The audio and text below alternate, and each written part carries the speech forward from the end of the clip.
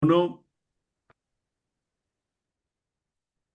Hola, ¿cómo están? Muy buenas noches. Sean bienvenidos al un episodio, un cu- eh, una clase más de este bootcamp para aprender Java de From Zero to Hero. Gracias a Carlos y al equipo de Jux con quienes compartimos esta iniciativa.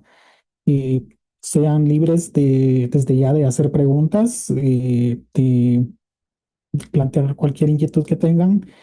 Y el objetivo de la clase de hoy en específico es el cubrir las excepciones, que son aquellos casos en los que tenemos alguna condición que no es la esperada al momento de ejecutar un programa, ¿verdad? Entonces, esto es básicamente una condición en la que se interrumpe el flujo normal del programa.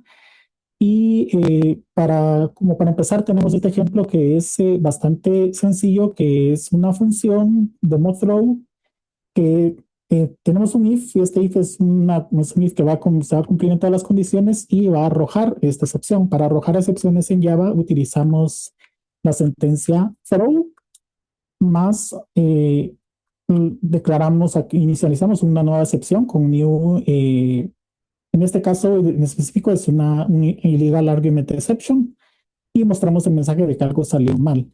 Entonces, yo eh, para empezar, no sé, Carlos me dirá si al momento de cargar los snippets aquí en JShell, bueno, yo normalmente lo hago así, pero bueno, podemos también copiar y pegar las líneas de código acá y pegarlas en JShell. Y entonces acá tenemos los dos snippets, que uno corresponde al demo throw, que es el que vamos a cubrir ahora, y pues van a lanzar un mensaje de que algo salió mal. Entonces simplemente llamamos el método demo throw y nos va a mostrar, este es el formato de mensajes que nosotros vemos al correr una aplicación y que lanza una excepción.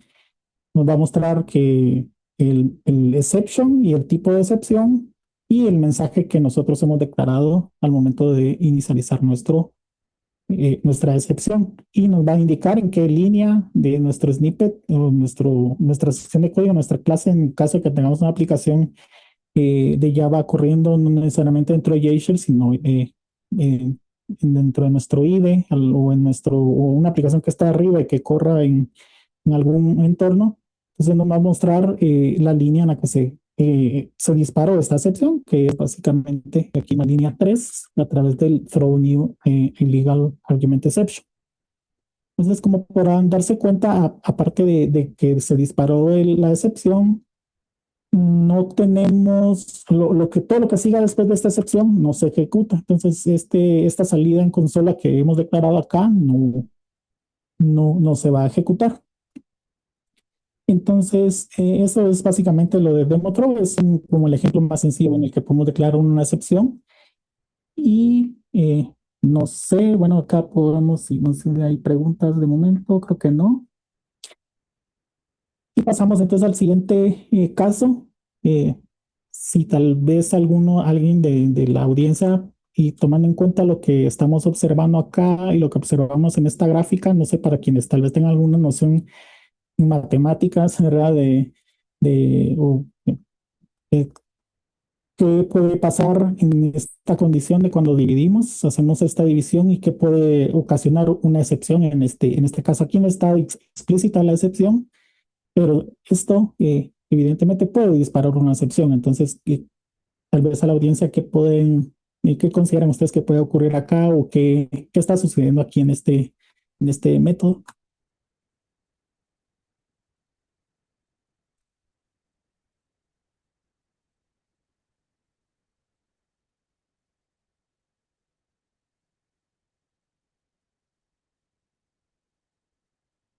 Sí, como dice Oliver, en programación todo lo dividido entre cero da un error. Entonces acá lo que vemos es una condición en la que cuando nuestro divisor tiende a cero, a través de esta función, vemos que el valor no podemos como plotear, digamos, este es el término en matemática, ¿verdad? Qué valor va a retornar y es un valor que no sabemos, ¿verdad? O sea, es una división, es la condición de división entre cero. Entonces, al momento de llamar el demo división aquí, pues vamos a tener un arithmetic exception y es división by zero. Entonces, esta excepción se disparó en el segundo, o se arrojó en el segundo snippet y en la línea 2 del snippet, que es en donde tenemos esta división. Entonces, estos son casos usuales, o sea, son entre los más usuales, pero no son los únicos. Hay diferentes condiciones en las que tenemos nuestro programa y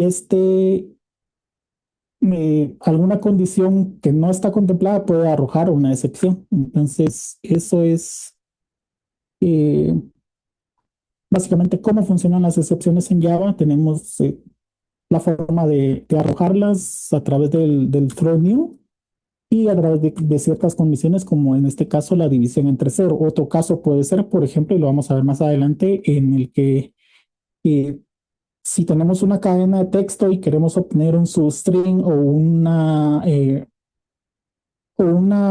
el carácter que está en una posición, pero esa posición está fuera de los límites o de la longitud de nuestra cadena, se va a arrojar una excepción. Ese es otro caso típico. Entonces aquí vamos a pasar hacia el ejemplo. Bueno, aquí tengo una pregunta para ti, Carlos. En la documentación, aquí menciona que este ejemplo ya lo habían visto en una clase anterior, pero puedo volver a comentarlo, verás si en caso no. Sí, la cosa que me parecía interesante era como ver cómo, ok, qué tipo de de manejo de errores le podemos dar a un código como ese, pero sí, ese es un código que ellos hicieron en un ejercicio. Muy bien. Pues sí, entonces básicamente pues esta es eh, una función que tiene como objetivo mostrar dada una cadena de texto y a partir de cierta longitud, al momento de encontrar el espacio en blanco, sustituirlo o cortar el texto y mostrar los puntos suspensivos. Entonces acá mm,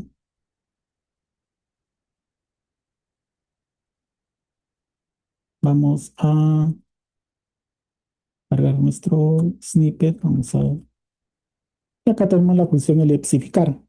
Entonces, ¿qué condiciones podemos tener acá tomando en cuenta lo que comenté al principio que puede ocasionar una condición inesperada al momento de ejecutar este code snippet?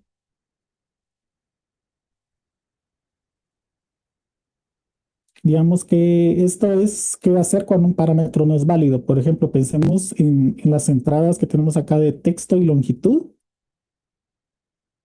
y qué puede suceder.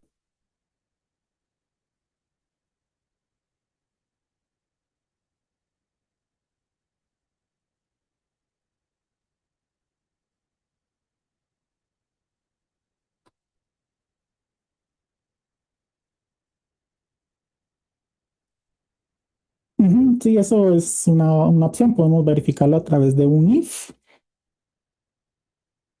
Y ¿qué condiciones podemos ver en el if? Podemos ver, por ejemplo, que el texto que estemos ingresando acá no sea null, porque el problema que tiene este código es que si tenemos el texto que entra como null, si tratamos de obtener alguno de los métodos o de llamar a uno de los métodos de un objeto que está nulo, vamos a obtener uno de los errores más temidos por los programadores de Java, que es el null pointer exception. Entonces acá podemos tener algo como un llamado a elipsificar hola mundo desde Java, desde 5, y vamos a tener como respuesta el hola mundo. Entonces acá la función elipsificar acorta un texto, agrega puntos suspensivos, como lo vemos acá, y retorna hola mundo. Y está precisamente la pregunta de qué sucede si el texto es null, está vacío o la longitud es negativa, que esa es otra condición en la cual podemos caer en una condición indeseada dentro de nuestro code snippet. Entonces acá tenemos varias opciones, ¿verdad? Aquí había mencionado Oliver el usar ifs, ¿verdad? Parte de la solución o de la estrategia para solucionarlos pasa por el uso de ifs, como lo veremos más adelante.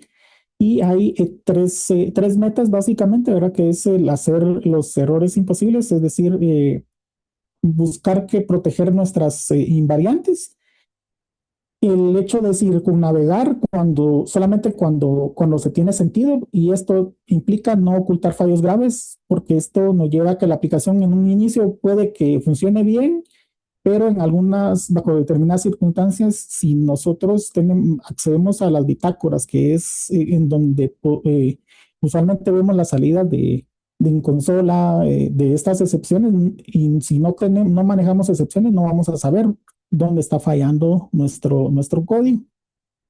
Y de ahí viene la tercera estrategia, que es que si esto ocurre, que sea obvio. Entonces, poder mostrarlos dentro de, no mostrárselos al usuario final, verás, si tenemos una aplicación web, seguramente el usuario no querrá ver algo que falle, eh, como por ejemplo, no querrá ver esta traza de mensajes, ¿verdad? Eso mm, no se trata de mostrárselos así al usuario final, sino que al momento de ejecutar nuestro programa en nuestras bitácoras podamos ver eh, cuál es el error y cómo las estrategias que podemos utilizar para resolverlo. Entonces, la primera aproximación puede llevarnos a esconder el error, lo cual no es lo mejor porque el programa sigue, pero nadie nota que hay un error o que este puede aparecer tarde o no, tal vez en el mejor de los casos no aparecer, ¿verdad? Entonces, aquí nos podemos preguntar para en el momento de esconder nuestro error, vamos a ver, no, vamos a pasar acá. ¿Por qué nuestro texto podría ser nulo? ¿O por qué podría venir vacío? ¿O por qué la longitud podría ser menor a cero, ¿verdad? No tiene mucho sentido el aceptar que el usuario introduzca longitudes menor a cero. Entonces Alan acá tiene una tenemos, pregunta, Gerson, si quieres darle paso. sí, por favor. Hola, Gerson, buenas noches. Discúlpame, no me quedó claro la parte de circunnavegar, no logré entender a qué te referías con circunnavegar el error. En el punto 2. Bueno, ajá, es básicamente lo que tenemos aquí, ¿verdad? Con una forma en la que estamos simplemente, en lugar de decirle al programador de que estas condiciones no son las ideales, ¿verdad? El tener un texto nulo, una longitud menor a cero, simplemente retornar una cadena vacía. O sea, sí podría contarse como circunnavegar. Esto, por ejemplo, no es algo que debamos o que podamos aplicar frecuentemente, ¿verdad? Entonces, sí puede ser, por ejemplo, el caso de un documento de identidad. Si tenemos, por ejemplo, un string que incluye Pienso que caracteres que no sería sean. mejor el término esconder. Ujú. Sí, creo que sería, sí, Pero es que creo que son como en el equivalentes. ejemplo de la cédula o del documento de identidad, qué pena que estaba mencionando Gerson, sí se entiende, o sea, circunnavegar al final lo que significa es evitar un error, ¿no? Que yo sí, voy en un bote y veo una roca y lo que hago es moverme para no chocarme con la roca. Esconder el error es lo que no queremos, pero una estrategia válida puede ser decir, ok, voy a tratar, sí, yo veo la roca y en vez de ir directo a la roca y estrellarme, pues voy a pasarlo por el ladito. Y el ejemplo que iba a mencionar Gerson creo que era bueno para entender cuando veo la roca y puedo moverme sin esconder el error, que es lo que es realmente importante de todo esto. Entonces, que Gerson termina con el ejemplo del documento que creo que ilustra la idea. Sí, sí, bueno, en el ejemplo del documento, si tenemos, por ejemplo, por ejemplo, caracteres que no sean dígitos. Uno puede tener, como los documentos de identidad son, normalmente son números, y a veces, y nosotros miramos nuestros documentos según el país en el que estemos, pueden estos estar separados por espacios o por puntos. Ver, alguien puede, por ejemplo, introducir puntos y en este caso, mm, pues podemos utilizar algunas estrategias para circunnavegar este error, ya sea, por ejemplo, truncando o removiendo esos caracteres antes de que estos lleguen hacia nuestra lógica que va a procesar ese documento de identidad. No sé, tal vez, Carlos, ¿consideras que esta aclaración es pertinente acá o la ves bien? Sí, digamos, no, yo no sé si a ustedes les pasa en sus países, en Colombia es bastante común que hay un formulario y le dicen a uno, ingrese el número de documento. Y el número de documento físico que yo tengo utiliza puntos para separar los miles, ¿sí? Entonces, ¿yo qué pensaría como un usuario? Como, ok, puede ser que ustedes guarden esa información sin puntos, porque obviamente es basura finalmente, o sea, para un computador ver el número con puntos o sin puntos da igual. Lo que le interesa al computador son los dígitos al final, y si yo quiero comparar ese número de identificación con otro número de identificación, de nuevo, los puntos son ruido, pero no tiene ningún sentido que el formulario valide que el documento no pueda tener puntos. Entonces, aquí en Colombia, uno en todas partes le escriben, ingrese su número de documento y entre paréntesis, no utilice ningún carácter como puntos o espacios. Y para mí eso es estúpido porque es como, oiga, mi documento físico tiene puntos, me he acostumbrado a escribirlo con puntos toda la vida, porque usted me está pidiendo que, sí, porque me está diciendo que es un error que yo lo ingrese con puntos. Entonces ahí está la historia de, ok, yo al final quiero guardar el número de documento con solo dígitos para que no sea basura. Eso está muy bien, pero yo no le tengo que decir al usuario que es un error que me lo dé con puntos. ¿Qué haría yo? Pues tomo el número que me dio el usuario desde el formulario y hago una función que extraiga los dígitos, y eso es lo que yo guardo en la base de datos. Sí, ese es un caso excelente en que en vez de decirle al usuario esto es un error, puedo, ok, me lo estás dando con puntos que no los quiero, pero tengo una forma de esquivar el obstáculo y decir, ok, voy a simplemente extraer los dígitos y guardarlos. Suena poco extensible, digamos, porque realmente es muy difícil circunnavegar los errores. Y tan es difícil circunnavegar los errores que yo siento que la gente a veces confunde circunnavegar o evitar el error, si lo quieren poner con una palabra más común, confunde evitar el error con esconderlo. Y eso es lo que estaba mostrando Gerson en el ejemplo de la izquierda, que es lo más importante que tienen que entender hoy, ¿sí?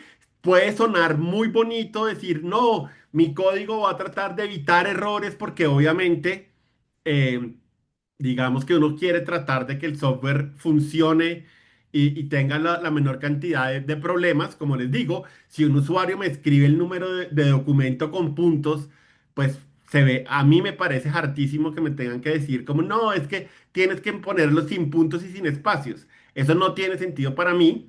Entonces, claro, suena muy bonito, pero lo que pasa es que es tan difícil hacer eso generalizado que lo que termina pasando es que la gente se acostumbró a esconder los errores, y ya vamos a hablar de por qué, o sea, qué es el problema de esconder los errores, que de hecho lo tiene Gerson ahí en el slide. Al final de cuentas, cuando uno esconde un error, el error no deja de existir, ¿sí? El error está ahí, solamente estoy aplazando el momento en que ese error se vuelve grave, pero en algún momento se va a volver un problema grave. Y usualmente hay una de estas mantras bien documentado en la industria del software, y es que el costo de solucionar un error es más caro entre más tiempo pase entre el momento en que se produce el error y el momento en que se detecta. ¿Sí? Entonces, cuando estoy haciendo esto, por ejemplo, el texto de elipsificar es nulo, ay, pues regresemos un string vacío. ¿Qué mal podemos hacer? El mal que podemos hacer es estamos escondiendo el error y como les digo, en algún momento ese error se devuelve a mordernos el trasero. Y efectivamente, entre más tiempo pase, el costo es más alto de solucionarlo porque es más difícil hacer el seguimiento de dónde estuvo el error, ¿sí? Si yo, si a mí me pasan un montón de objetos y yo los guardo en mi mochila y 2 horas después hay un objeto de esos que explota, sí, tengo que tratar de mirar en esas 2 horas si yo agregué algún objeto adicional o fueron los objetos iniciales los que estallaron. Sí, se vuelve completamente inmanejable. Entonces ahí es donde está difícil. Entonces, de nuevo, sí, la estrategia suena bonita, pero de verdad tengan mucho, mucho, mucho cuidado porque es muy fácil malinterpretar qué es evitar un error y decir como, ay, ok, señor usuario, me diste tu documento con puntos, no importa, yo los quito y es muy fácil terminar escondiendo un error y como les digo, eso es grave. Entonces, ese sería un ejemplo, Alan. El otro ejemplo que está en el material que algunas de ustedes enviaron el ejercicio así. Es, por ejemplo, si tú quieres sumar dos números, o sea, quieres sumar todos los números que hay entre dos números dados, y obviamente necesito saber cuál es el menor y cuál es el mayor. Entonces tú podrías decir como, ok, no me importa que el usuario me los pase cambiados, en el código voy a hacer una partecita adicional que va a preguntar, ok, dime cuál es el menor de los dos, dime cuál es el mayor de los dos y calculo esa fórmula sabiendo que ordené los parámetros de alguna manera.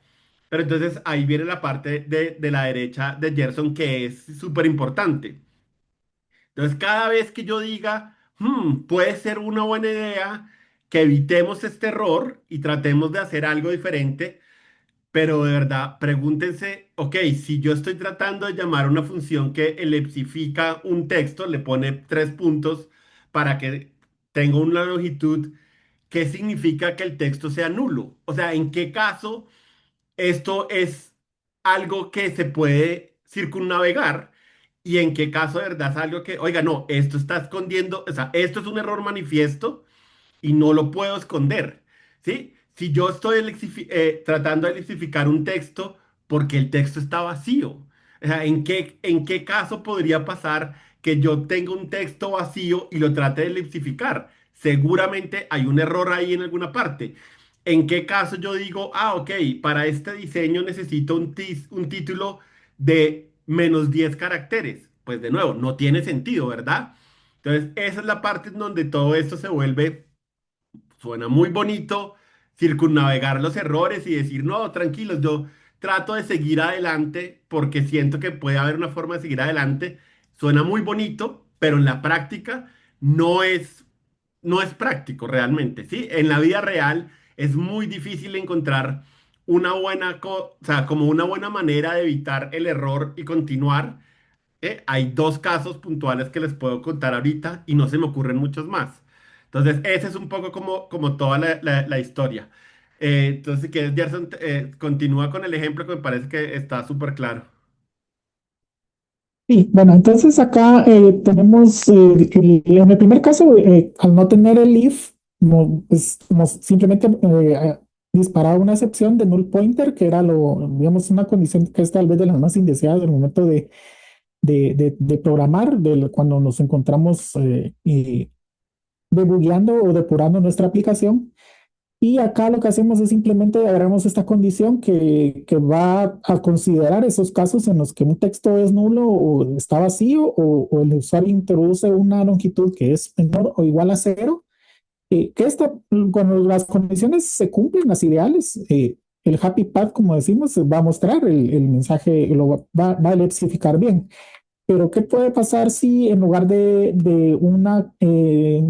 por ejemplo, alguien viene e introduce un negativo acá, retorna una cadena vacía? Entonces, no sé, tal vez en esa lógica no tiene no tiene mucho sentido como simplemente, bueno, retorno una cadena vacía cuando Java me ofrece mecanismos para decir, bueno, el -5 no lo deberíamos aceptar en esta condición. Otro caso, por ejemplo, si nos vamos a, supongamos que estamos desarrollando un sistema para una banca, un banco, y viene un usuario y dice voy a retirar y introduce en una caja de texto cuánto va a retirar y el monto es negativo, por ejemplo, eso pues no lo deberíamos dejar pasar y tampoco deberíamos simplemente esconder el error o, digamos, mostrar que hizo algo, pero al final no hizo nada, ¿verdad? Entonces, eso es parte, es un ejemplo en el que el esconder el error no es práctico y deberíamos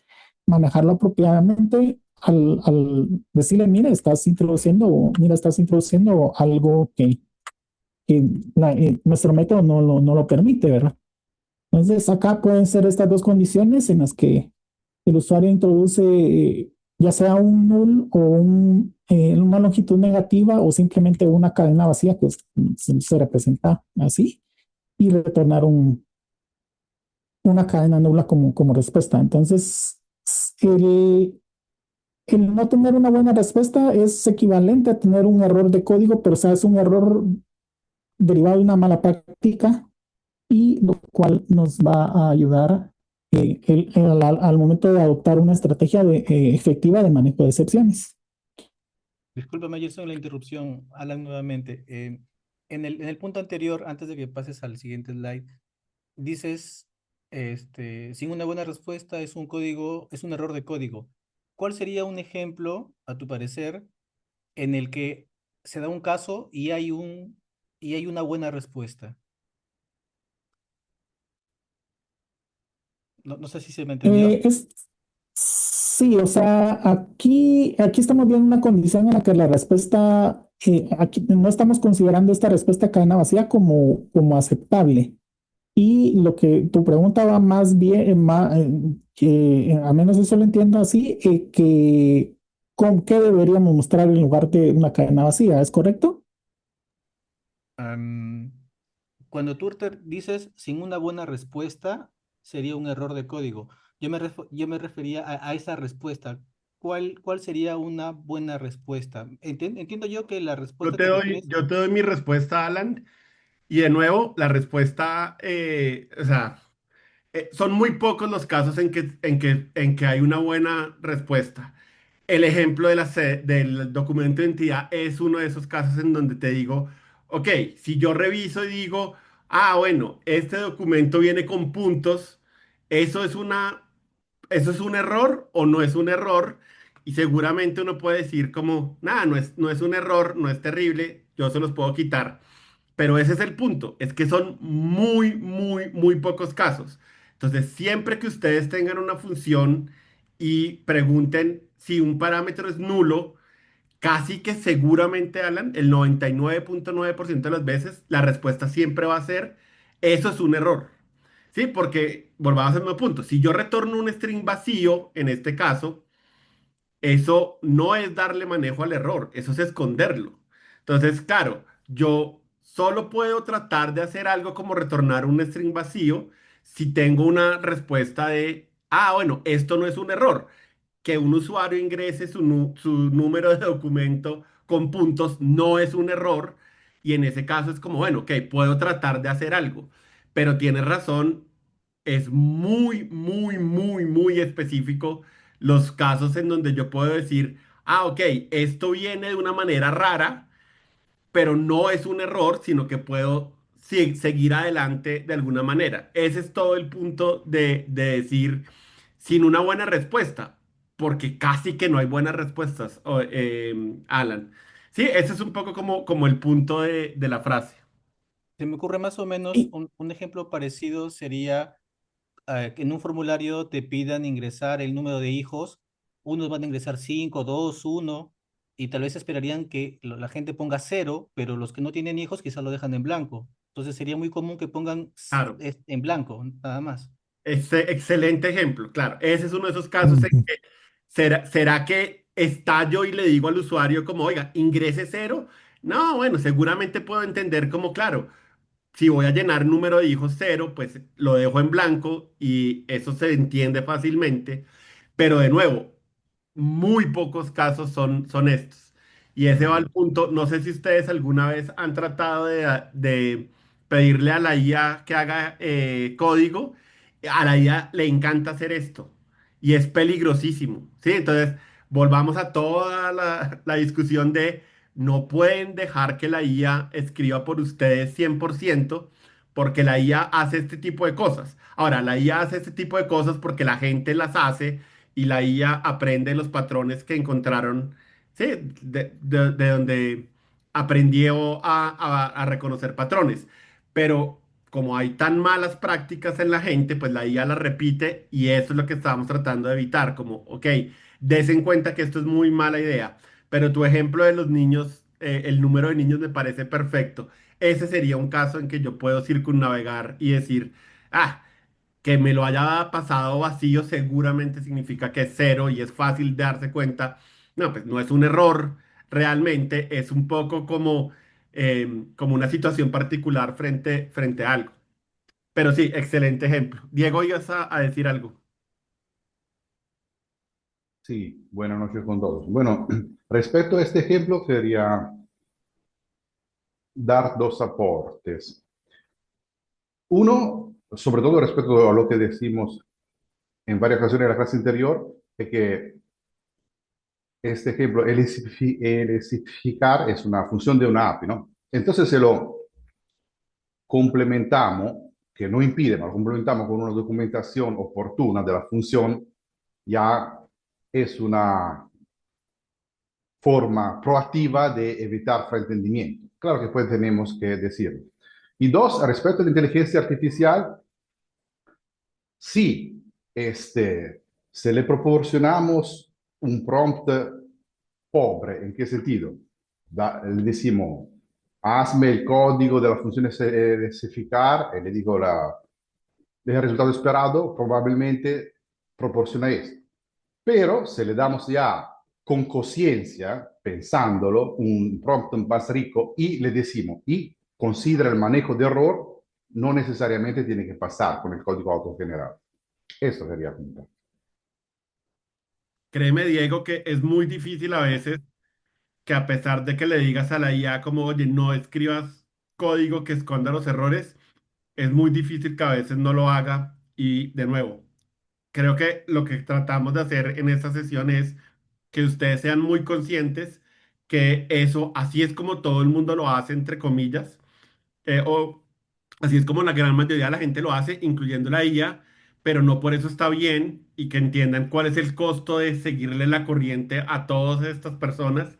Pero sí, no es solo cuestión de prom, Diego, sino que de verdad es una cosa que se ha extendido por muchos años y pues la IA de alguna manera, sí, sigue patrones de los que le enseñaron y este es un Bravo. patrón demasiado arraigado en la industria, a Sí, pesar de que yo les digo, es terrible que programemos así. El código que hacemos es malo en parte porque tratamos de hacer estas cosas sin entender el costo de lo que estamos haciendo. claro. Sí, estoy de acuerdo.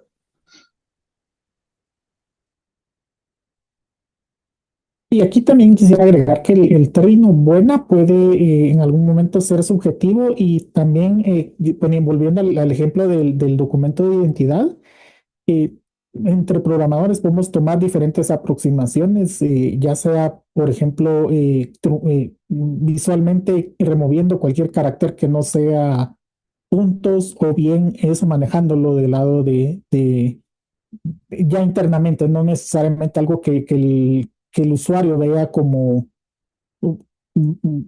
tenga el feedback inmediato, ¿verdad? Entonces, sí, sí sería tal vez algo, tal vez mi aporte en ese sentido, ¿verdad? Que puede aquí introducirse algo, o sea, hay algo subjetivo aquí dentro de esta oración, ¿verdad? Entonces, sí, eso es, sería para el primer ejemplo, ¿verdad? En qué casos, ver en este caso dónde estamos introduciendo estamos escondiendo el error en lugar de manejarlo apropiadamente. Eh, bueno, entonces acá la siguiente estrategia entonces es lanzar una excepción y lo cual implica el que tengamos un fallo ruidoso. ¿Qué significa este fallo ruidoso? Significa mostrar una excepción en nuestra consola y a través de lo que Java nos ofrece, que es a través de la sentencia throw new. Entonces acá vamos a pasar al siguiente ejemplo, que pues aquí ya cambiamos el return de cadena vacía con un throw new illegal argument exception. El programa se detiene de inmediato, eso significa que todo lo que tengamos aquí debajo ya no se va a ejecutar. Sin embargo, nos va a mostrar un mensaje al momento de correr nuestro programa de que algo ocurrió. Entonces aquí vamos a cargar de nuevo nuestro ejemplo y ya tenemos el throw new en legal argument exception. Y suponiendo que vamos nuevamente a llamar el método lepsificar con el valor null en el caso del texto. Y lo que vamos a ver es la excepción lanzándose en nuestra salida, en la salida de consola. Y en este caso, del tipo illegal argument exception. ¿Qué, qué sucede? Digamos, ¿cuál es lo malo que vemos aquí de esta manera, como lo estamos abordando inicialmente? A ver si alguien puede tener alguna observación al momento porque digamos, se trata de lanzar la excepción y de tener como el fallo ruidoso en nuestra salida y de que la lógica que está acá no se ejecute mientras las condiciones no se cumplan para que esto se ejecute. A ver, alguien ahí. ¿Sí, Diego? Bueno, en mi opinión, pensando un poquito más allá del ejemplo, más en un pequeño sistema real, o sea, terminamos bruscamente la ejecución del sistema por una parte interna de un componente a lexificar, sin tratar de resolver o de dar una solución a la alternativa. Eh, pero uno dice, ¿qué está diciendo Diego? Ya, bueno, imaginamos que esto es parte de un proceso como se encuentra en muchos procesos administrativos del sistema, ¿no? Que tiene 10 pasos, 20, 50 pasos. Y esto sucede justo ese 50 pasos al paso 49 que se cae todo el sistema. ¿No? ¿Y cómo le explica al usuario final? Bueno, ya, se malogró, vuelve a empezar de nuevo del paso 1, ¿no? Ingresar tu nombre, apellido, etcétera, etcétera, etcétera, ¿no? De un formulario gigante. Entonces, esto, dependiendo siempre desde qué perspectiva se mira la cosa, ¿no? Seguramente da una indicación al programador de lo que ha pasado. Bueno, en la experiencia usuario no sé cómo será. Si al paso 49 se cae todo el programa y tiene que volver a empezar de cero. Esta es mi opinión. Sí, sí, es perfectamente válido. Para el caso de que vemos acá, tal vez el problema que vemos inmediatamente al correr el programa y ver que algo ocurrió, es que no estamos especificando qué fue lo que ocurrió, simplemente estamos lanzando la excepción, no sabemos qué sucedió, cuál o inicialmente, o sea, aquí lo podemos deducir a partir de lo que vemos en el llamado a la función, pero no nos está diciendo cuál de todas las condiciones fue la que falló para lanzar esta excepción. Y básicamente aquí lo que estamos haciendo es manejándolas todas dentro o sea, igual, de la misma forma, ¿verdad? Solo lanzamos la excepción, ni siquiera estamos mostrando un mensaje de qué fue lo que falló, a comparación con lo que hicimos en el ejemplo inicial. O sea, lo tenemos acá, en el que por lo menos imprimimos algo, en este caso algo salió mal. Aquí lo que vemos es solo estamos instanciando el legal argument exception sin pasarle el texto de que algo salió mal. Entonces eso es algo que no nos da como ese feedback o esa retroalimentación de qué sucedió Entonces lanzamos la excepción y eso inicialmente está bien lanzar la excepción porque estamos ingresando un texto o una longitud que no, en esta sección de código no debería aceptarlas, ¿verdad? Por ejemplo, en el caso del texto, si tenemos el texto null, el index of, mientras este objeto sea null, todo lo que venga acá va a, a lanzar la excepción de null pointer, ¿verdad? Aquí lo estamos manejando ya como illegal argument porque son argumentos que no vamos a permitir.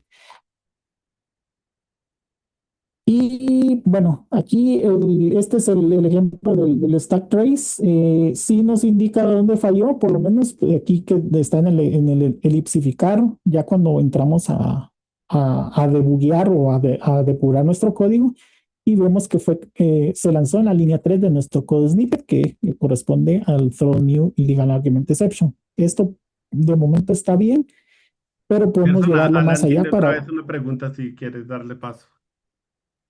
por favor. Hola, sí. Una pregunta que quizás pueda verse como, como básica, pero me es necesaria para seguir entendiendo. Sí. Esta manera de manejar el error con una excepción, así como la que tienes en la línea 4, ¿es una forma de manejarlo durante el proceso de desarrollo?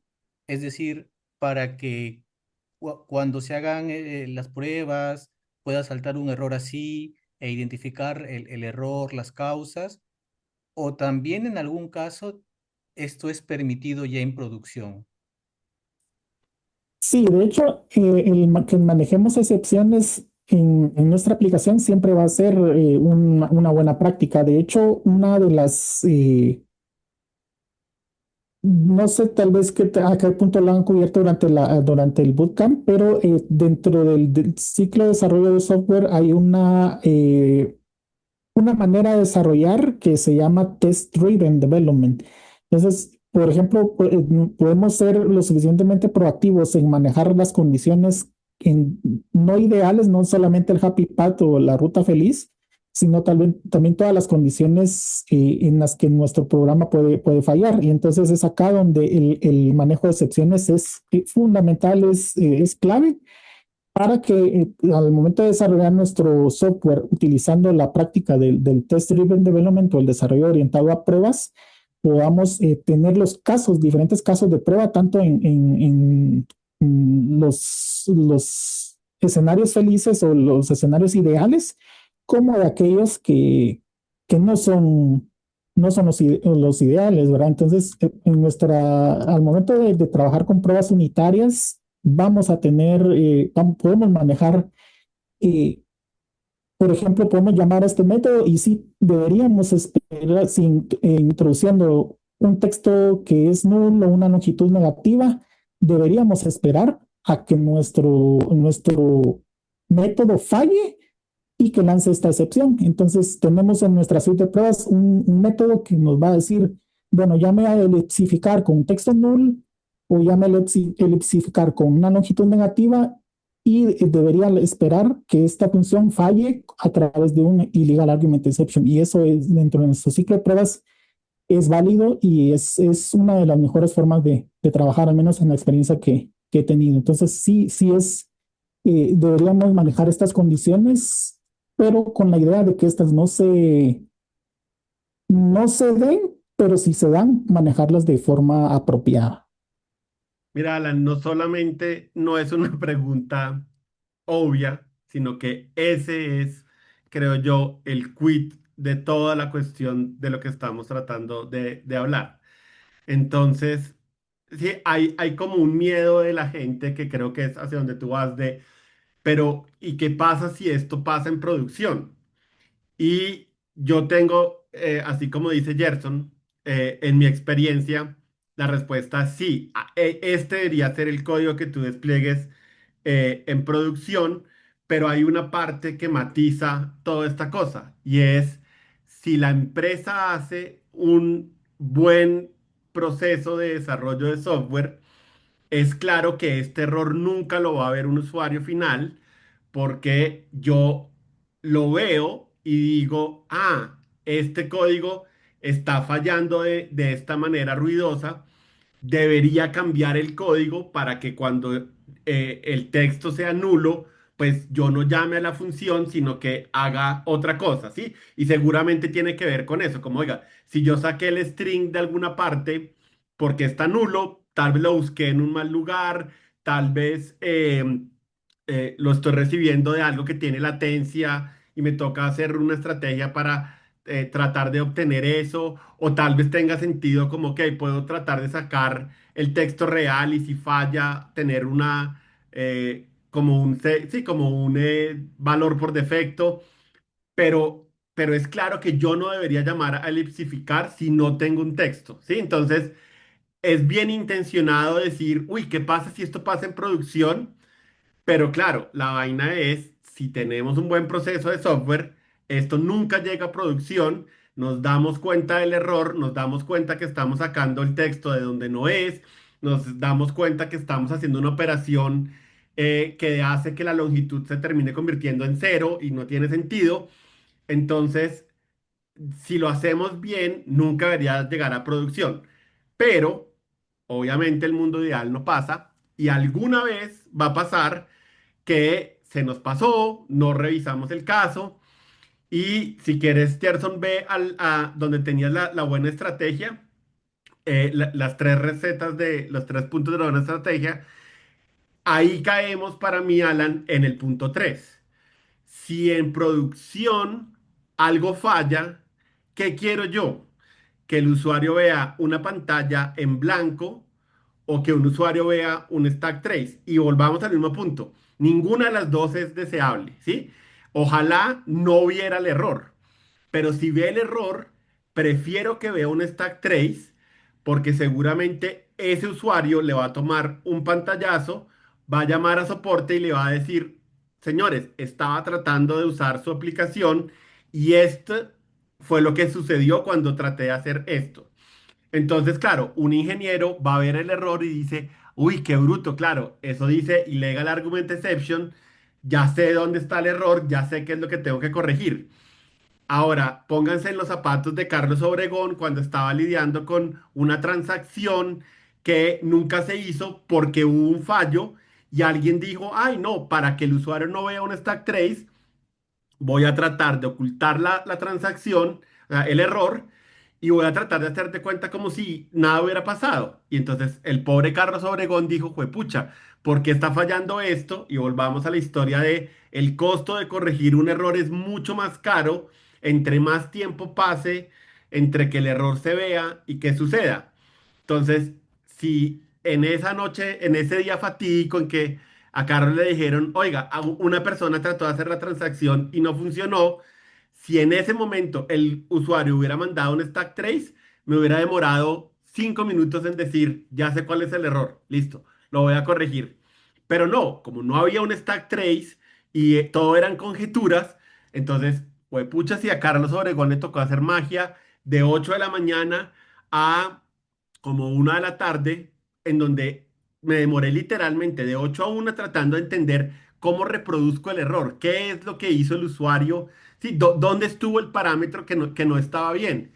Me demoré 5 horas y hubieran podido haber sido 5 minutos si yo hubiera lanzado el stack trace, ¿sí? Entonces, de nuevo, no es ideal que vea un stack trace un usuario, estoy de acuerdo, pero si de verdad ocurre un error, para que yo pueda detectar y diagnosticar el error, necesito poder ver algo. Ahora, de nuevo, hay estrategias hoy en día para tener como lo mejor de los dos mundos, pero lo que no puede pasar, y es toda la lección importante de la lección de hoy, es que entendamos que si nosotros manejamos mal ese error, y lo tratamos de circunnavegar de alguna manera porque, ay, pobrecito el señor usuario, va a haber un stack trace en producción, esa circunnavegación termina probablemente escondiendo el error y el pobre ingeniero que le dicen, oiga, pasó este error, va a pasar 5 horas tratando de entender.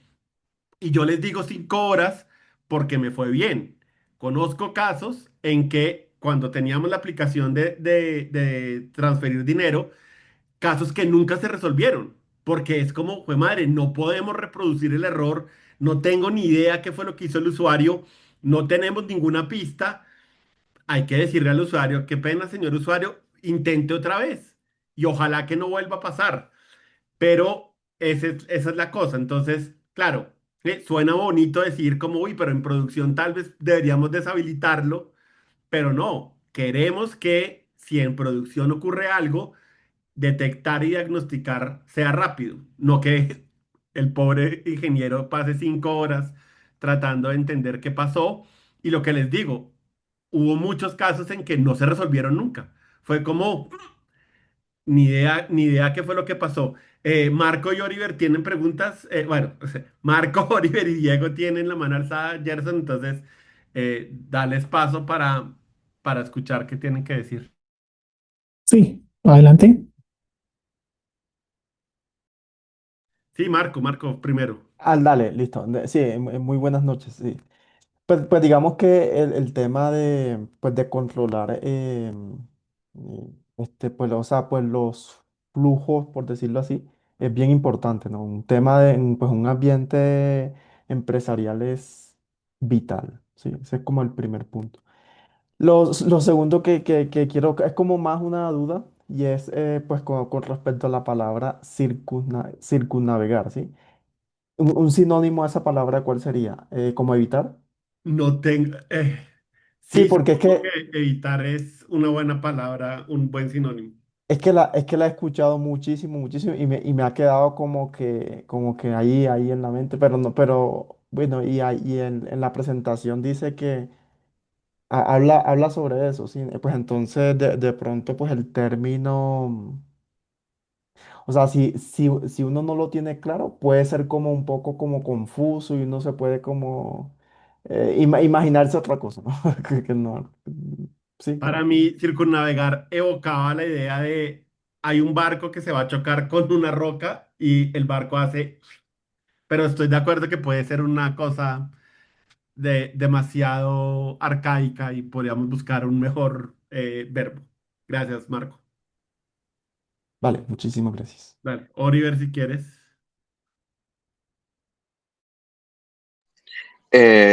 Sí, bueno, a mí me enseñó alguien que seguramente tú conoces, que los errores hay que lanzarlos, o sea, no se pueden esconder, porque cuando tú lo escondes al final el trabajo le queda al desarrollador y uno tiene que pensar, por ejemplo, en lo siguiente. Cuando tú escondes el error y eso afecta a la aplicación, al final sufre más el usuario con el tiempo en el que tú tardas en hacer el troubleshooting a ese error, que si ese error saliera rápido y tú pudieras resolverlo rápidamente. O sea, le sale menos costoso a la empresa, incluso también al usuario, el que el error se resuelva, se encuentre rápidamente, porque es una excepción o algo, y, y se resuelva rápidamente. Estoy totalmente de acuerdo contigo, Oliver, pero como les conté varias veces en este bootcamp, hay posiciones del bootcamp que sé que son controversiales. Y se los digo, en mi carrera como programador he tenido líderes técnicos que me dicen, Carlos, no haga eso, ¿sí? No lance la excepción, circunnavegue el error o evite el error, ¿sí? Trate de devolver algo, trate de devolver un string vacío que es mejor. Y de verdad siento que es raro porque, sí, yo creo que a todos nos hace sentido, ¿verdad? O sea, yo escucho tu explicación, Oliver, y digo, obvio, o sea, no hay ninguna discusión de que es mejor así. Pero como les digo, no es lo que se enseña. No es lo que se enseña, no es lo que la gente hace y practica. Y como les digo, en mi carrera he tenido líderes técnicos que me dicen, no, Carlos, no puede lanzar una excepción. Y yo les explico y les explico y me dicen, no. ¿Por qué? Porque un usuario no puede ver un stack trace y siento que, como les digo, está bien intencionado, pero es una pésima idea. Y bueno, pues o sea, Gerson y yo les contamos desde nuestra experiencia lo que creemos que es lo mejor, pero sí, hay gente muy terca y hay gente que dice no, no, no y no. Y bueno, pues les tratamos de explicar por qué creemos que es una buena idea y a ustedes les toca lidiar un poco como, bueno, cuando sean parte de un equipo. A pesar de que ustedes le expliquen al líder técnico, puede ser que el líder técnico les diga que no.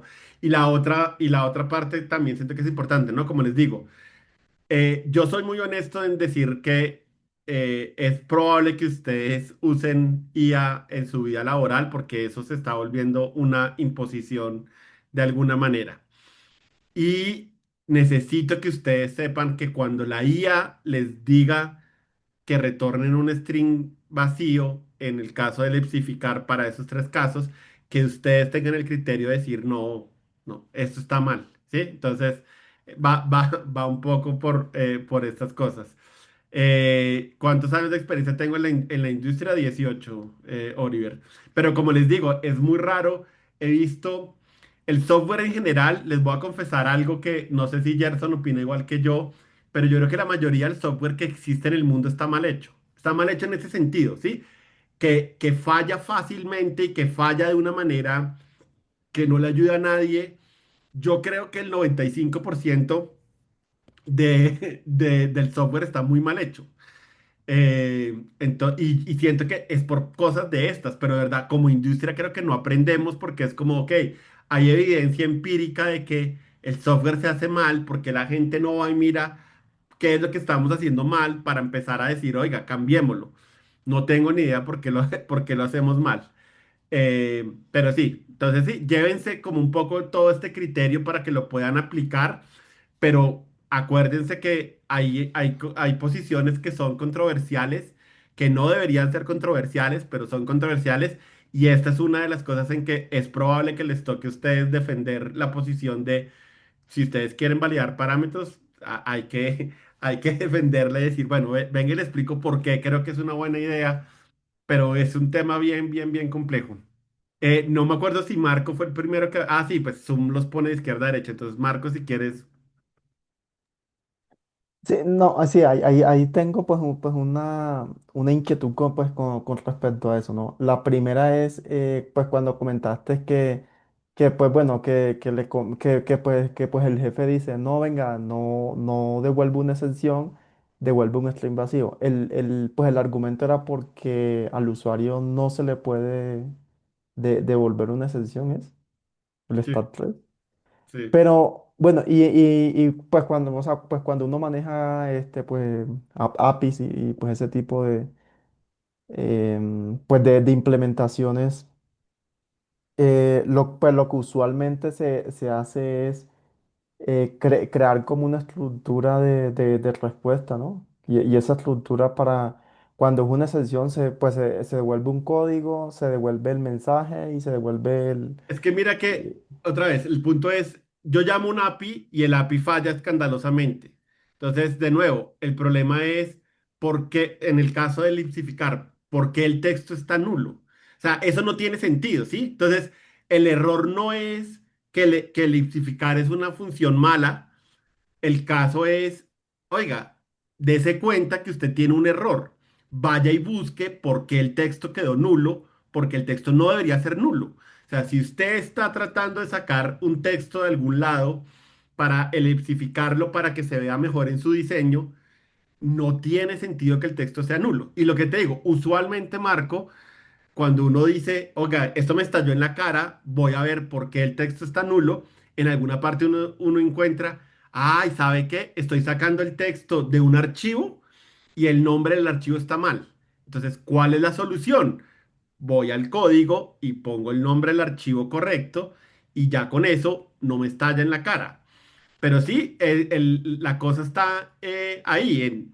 Tengo un error que está en otra parte. El epsificar no está fallando porque el error es que yo le estoy pasando un parámetro que no es válido. Entonces, esto me ayuda a decir, venga y yo hago, sí, me devuelvo y trato de mirar por qué desde un principio el texto quedó, no fue válido. Pero si no lo hago de esa manera, y si trato de decir, ay, voy a retornar un string vacío porque no es tan grave y voy a tratar de evitar el error, entonces lo que les digo, el error no se ve y el software puede seguir diciendo, ah, listo, no hay ningún problema. Entonces, por ejemplo, les cuento porque esta función elipsificar la he escrito dos veces en mi vida para un proyecto en el que he trabajado ¿cuál es el problema de volver un string vacío? Que es una nota de prensa, digamos, que tiene un diseño y tiene una imagen y tiene un texto, y como yo devolví el string vacío, pues la nota de prensa se ve vacía. ¿Y quién se da cuenta que una de las 10.000 notas está vacía? Pues nadie se va a dar cuenta seguramente. Los usuarios tal vez lo notan, pero dirán como, ah, pues sí, alguna cosa rara pasó, pero nadie reporta ese error. Y de nuevo, todo podía pasar porque era como, oiga, la nota, sí, el texto de la nota de prensa tenía que sacarlo del archivo A y usted lo está tratando de sacar del archivo B. Vaya y corrija el nombre de donde tiene que sacar la nota y todo funciona otra vez mágicamente. Sí, entonces todo eso es lo que estamos tratando de que tengan conciencia de, sí, la función no es el error, el API que estoy usando, la librería que estoy usando, el error no está ahí, el error está en yo tengo un error antes de eso. ¿Y cómo hago para darme cuenta que tengo un error que es tan fácil de corregir como vaya y corrija, sí, la raíz del problema realmente? Ese es todo el asunto. Ahora, hay otro tipo de errores que sí son errores que son del API, que son cosas que no se pueden manejar de esta manera o sí, la fuente está en otra parte. Eso es otra cosa. Pero acá lo que estamos diciendo es, Ah, ok. siempre que ustedes escriban una función, validen los parámetros porque eso ayuda a que este tipo de errores que son fáciles de corregir porque es vaya y busque porque el texto está quedando nulo, eh, eso es lo que estamos tratando de aplicar acá. Manejo de errores de una manera más amplia, es un tema más extenso que necesita un poco de otras herramientas que no alcanzamos a ver en el bootcamp, pero al menos llévense esta idea. Y también se los quiero reiterar, y qué pena si sueno a disco roto, no van a ver a nadie escribir código de la manera que le está, bueno, nadie, ¿no?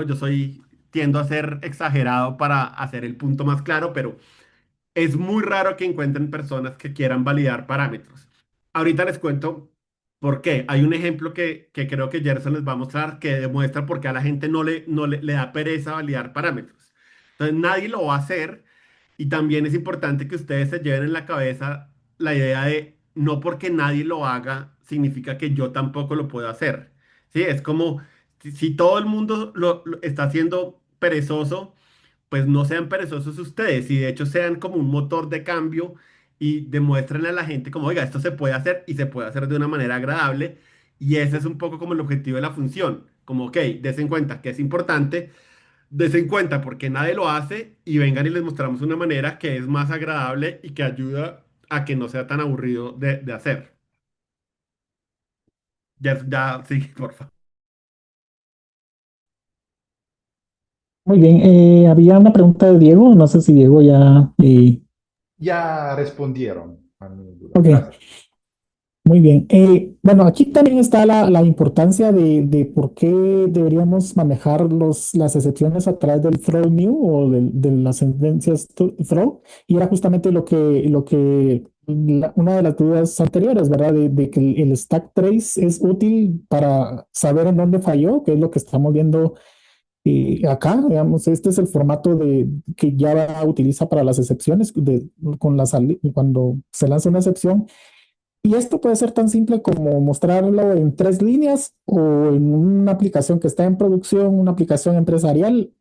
Se puede volver decenas o incluso cientos de líneas. Entonces es importante que veamos cómo es el formato de una excepción cuando se lanza en Java y el que sea útil tanto en todas las fases de desarrollo. Aquí por ahí preguntaban, bueno, ¿está bien en producción? Por supuesto, está excelente manejarlas eh, y esto, la utilidad reside en que las capas, hay una última capa de software en la que se oculta este stack para el usuario final. O sea, el usuario, aquí está lo que platicábamos, ¿verdad? Que tal vez idealmente no debería haber una excepción de esto en una pantalla, una página web, pero internamente en nuestra aplicación, en las bitácoras que mencionaba, sí está bien que se muestre y que se registre para monitoreo. Hay herramientas de monitoreo en las que nosotros podemos determinar la tasa de fallos de nuestra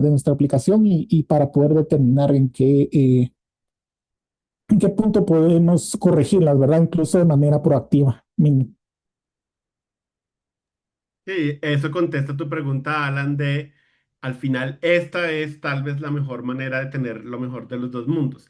Tiene que haber un mecanismo y todos los frameworks que yo conozco siempre tienen un mecanismo de esta manera en que yo le puedo decir al framework, ok, en desarrollo no hagas nada, o sea, déjame que estalle la excepción para que yo la vea y la corrija, pero en producción agrega un nivel de indirección para que cuando estalle el usuario vea un mensaje más bonito y la excepción la pongas en un archivo que yo pueda ir a consultar después.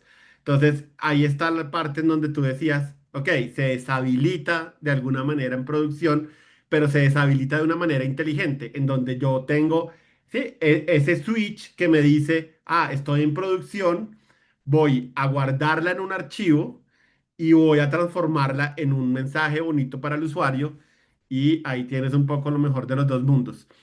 Y como les digo, todos los frameworks que yo conozco tienen algo de ese estilo. Es simplemente averiguar como, ok, ¿cómo hago para tener un mecanismo que tenga una variable de entorno que pueda apagar y prender algo y algo que diga como, ok, atrape la excepción que tumbaría, detendría la ejecución del programa y manéjela de esta manera. Esa sería como nuestra recomendación de cómo tener ese eh, apagado en producción.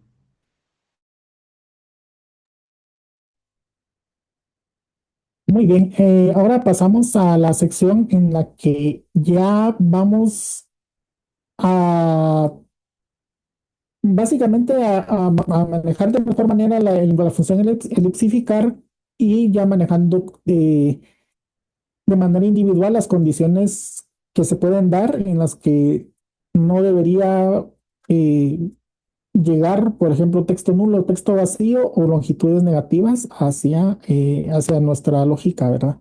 Que creo que era lo que mencionaba Carlos, ¿verdad? Que sí es, eh, que tal vez esta es la parte que uno puede decir, bueno, llenarlo, empezar a validar o agregar y si se dan cuenta la lógica de nuestro ejemplo, elipsificar puede llegar a ser menos líneas la implementación real de nuestro método y más líneas de código dedicadas únicamente a agregar validaciones. Y esta es la parte donde también con la experiencia o con el día a día puede darse el caso en el que decir esto que vemos acá no se ve tan bien y tal vez busquemos la manera de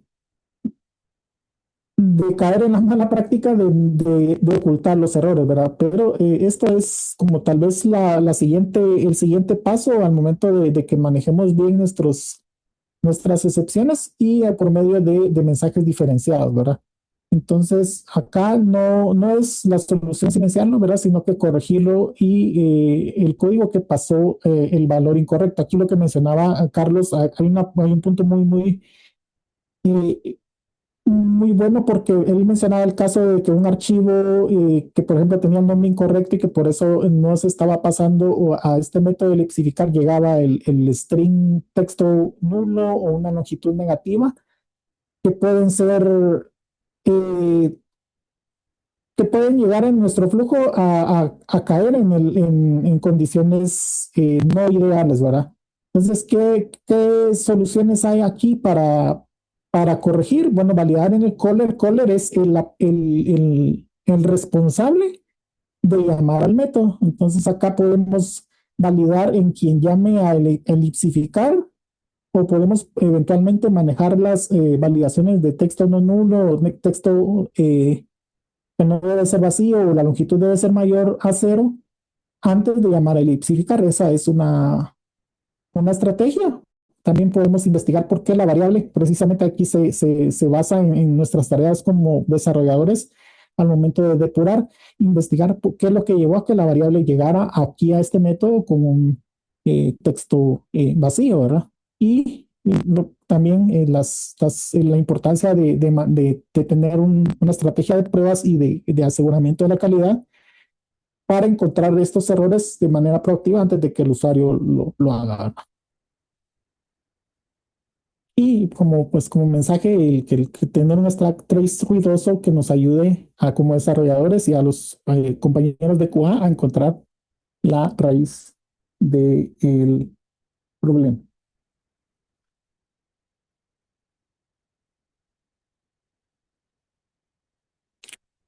Entonces acá ya estamos manejando los mensajes individuales, ¿verdad? Y vamos a... Entonces ya tenemos un mensaje diferente por cada condición. Entonces, para este ejemplo en particular, estamos manejando de manera individual las condiciones cuando un texto es nulo y cuando es vacío. Entonces acá podemos tener lo siguiente. Esto, supongamos que llamamos a elipsificar con null, 10. El mensaje ya va a ser más claro. Siempre se arroja un illegal argument exception y con el mensaje de parámetro texto no puede ser null. Podemos tener un segundo caso en el que en lugar de tener el texto null, tengamos una cadena vacía, le pasemos una cadena vacía más una longitud que permanece de un valor válido y arrojar siempre el illegal argument exception, pero ya con un mensaje distinto. Ahora el parámetro texto no puede estar vacío y como vemos en nuestra lógica, que se están llamando en diferentes líneas, ¿verdad? En la línea 3, en la línea 6 de nuestro code snippet. Si lo vemos acá, veremos, por ejemplo, está la línea 1, 2, 3. Es el primer caso cuando el texto es null, 4, 5, 6, cuando el parámetro texto no puede estar vacío. Entonces nos ayuda muchísimo al momento de arrojar nuestras excepciones, el leer acá en qué líneas es donde tenemos eh, los mensajes, ¿verdad? Pues están arrojando las excepciones, más bien dicho. Y ahora vamos a ver el siguiente ejemplo del -1, ahora una longitud negativa. Y también vemos que se arroja la excepción de que el parámetro longitud debe ser positivo y incluso con información adicional de cuál fue el valor que ingresamos, ¿verdad? Este es útil si tomando en cuenta lo que tenemos acá, de que al momento de monitorear los errores o las excepciones que disparan, o que tal vez en este término, no, yo lo digo así, ¿verdad? Pero se arrojan, ¿verdad? Creo que también es un poco más apropiado. Podemos monitorearlo y actuar en consecuencia, ¿verdad?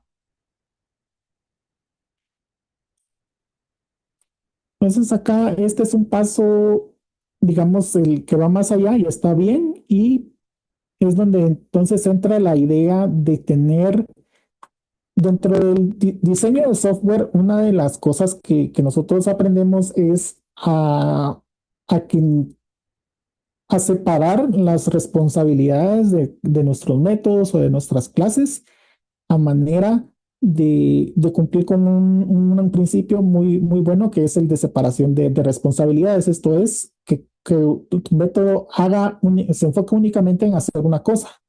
Entonces aquí una buena estrategia podría ser separar esta lógica afuera del método de lexificar y manejarla apropiadamente en una clase específica para validaciones. Entonces acá eh, a lo que justamente lo que mencionaba de que tal vez dedicamos muchas líneas a validar antes de manejar la propia lógica del método de elipsificar.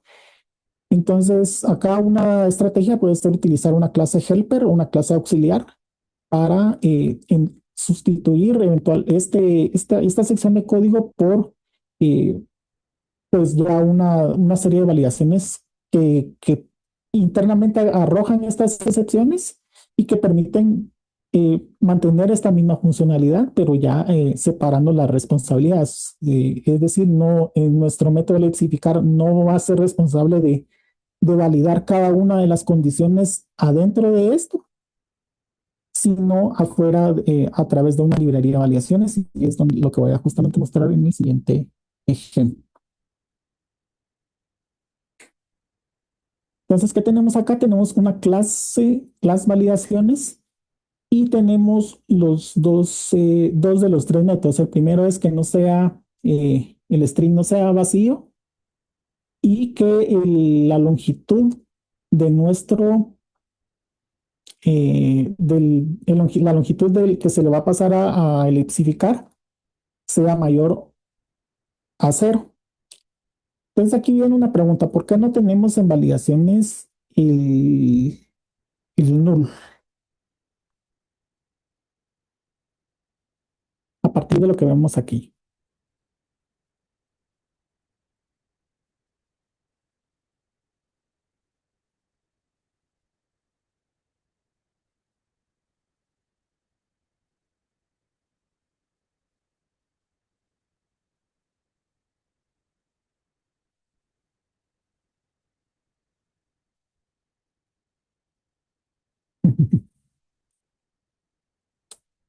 Bueno, tal vez bueno, Diego, por favor, sea adelante.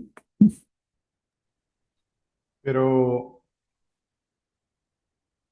así teniéndolo el non null en la lógica de lexificar, de alguna forma no estamos contradiciendo con lo que comentaste, ¿no? Una buena práctica de dividir las responsabilidades. Como que sí divido la responsabilidad, pero solo en dos terceras partes. La tercera parte la dejo todavía ahí. ¿Por qué?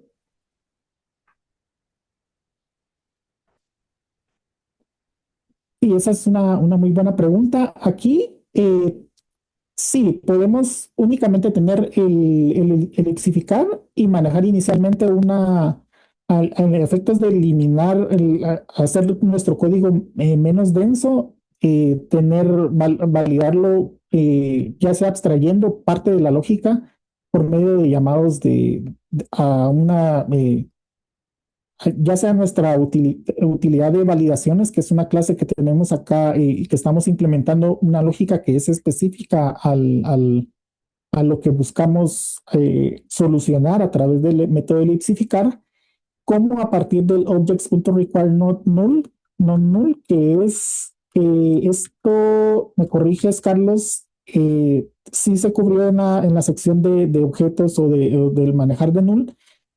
En Esto la es sección de constructores, sí, ahí se mencionaba que ese método existe desde Java 7 y precisamente lanza una excepción donde el parámetro sea nulo. Ujú.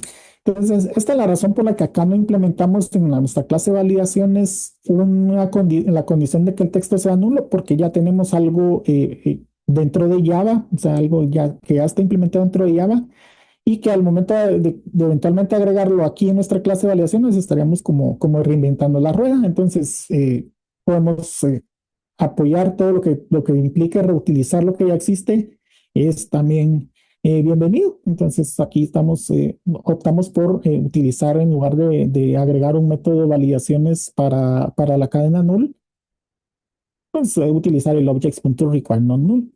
Entonces cada función valida una sola propiedad y lanza el mensaje contextual.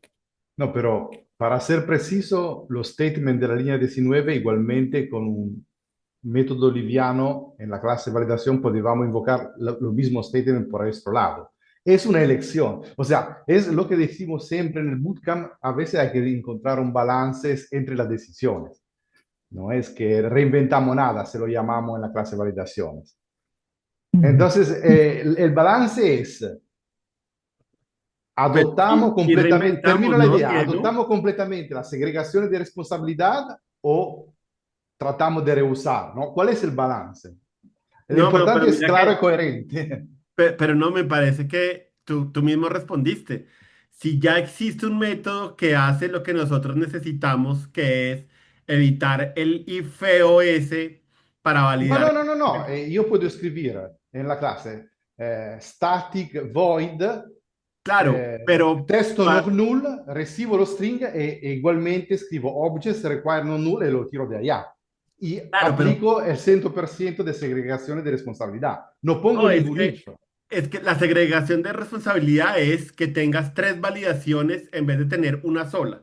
Lo grave es decir, if texto igual a null o texto is empty o longitud menor o igual que cero, throw, algo salió mal. Eso es Sí, terrible porque no sé qué salió mal. Me estás dando un mensaje genérico. Entonces, listo. La separación de responsabilidades es, ok, voy a validar por un lado null y por otro lado empty y por otro lado la longitud y de esa manera tengo un mensaje que es preciso en qué fue lo que falló, en vez de tener un mensaje demasiado general que no me dice qué falló.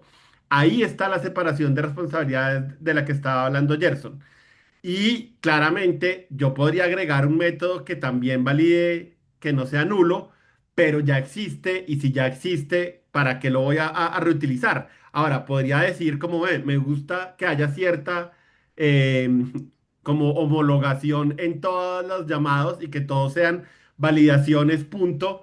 Y eso ya es una decisión estética, pero en general yo creo que está bien si ya existe un método que hace las cosas y ese require non null es mucho más bonito que simplemente recibir un string. no, pero por ejemplo, lo comentó también de otra forma Alan en el chat, ¿no? Puedo lograr el 100% de la segregación de responsabilidad, ¿no? Y ponerlo ahí.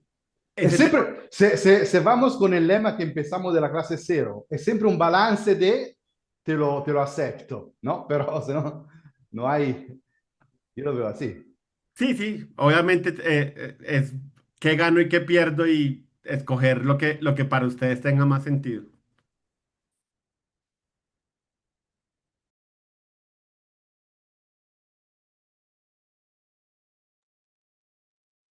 Sí, sí, aquí eh,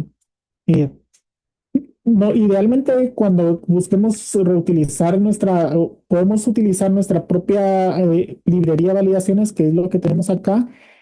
Hay otras de terceros que podemos eventualmente incluir en nuestra aplicación como una dependencia, pero hasta el momento dentro de Java dentro del mundo de Java no existe un consenso sobre si X librería o X o Y librería es una mejor que la otra, ¿verdad? Entonces, aquí muchas de las validaciones cuando trabajamos con software, sobre todo en software empresarial, vamos a encontrarnos con muchas validaciones que son muy específicas de la línea, del giro de negocio del que estamos trabajando. Entonces, aquí tal vez la aproximación que utilizamos es implementar las validaciones propias para el método de elipsificar, de las que necesitemos nosotros implementarlas por nosotros mismos y únicamente utilizando el require non null. Lo que menciona por aquí Alan,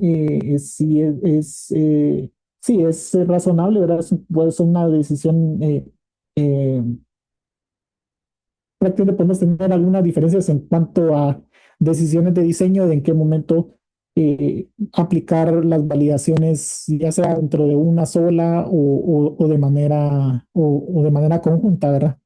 Sí, sí es algo eh, que ya, o sea, ya corresponde a decisiones propias del momento de diseñar software.